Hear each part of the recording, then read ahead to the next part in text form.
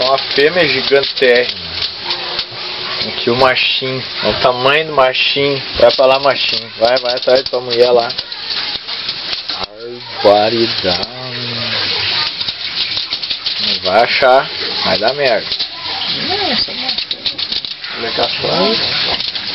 Muito mansinho. Olha só. Esse aqui é a beleza do castrado. Esse aqui mansinho.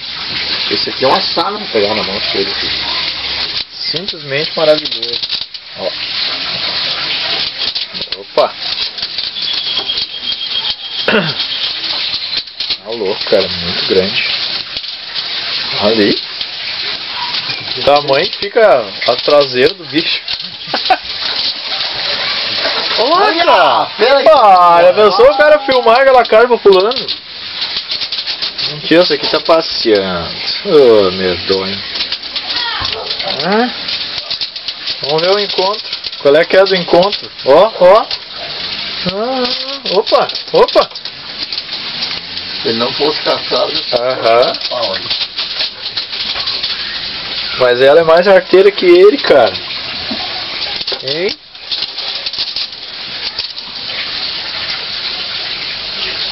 É muito lindo o bicho, cara. Falta. Agora ela vai vazar pra casinha dela. Olha! Opa! Ó! Ai. Tá dando problema aqui agora. Estão tudo alvoroçados os bichos. Bota esse pra cá pra te ver em cima o pauleiro dos dois aqui. Não, pai. Vamos ver o que acontece quando dois machos se encontram. Já juntou urina em tudo. Mijo pra tudo que é lado. Árvore, é podre. Hoje já se pegaram, né? O de carro. Esse é o legítimo coelho gigante, galera. Monstros. Só que eles não gostam muito do outro. Por baixo sempre pegaram o carro. Acho que fica se rodeando.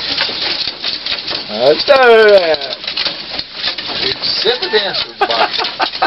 O vermelho sempre dentro. Barbaridade. Ele direto no saco. Ali, cara. Aparece esse mexendo? Claro. Agora chega.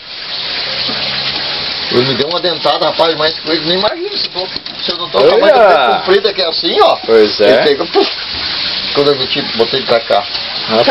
Ficaram fedendo a carninha.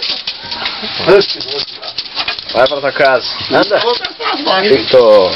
Porque ele é muito brigão. Isso aí, cara.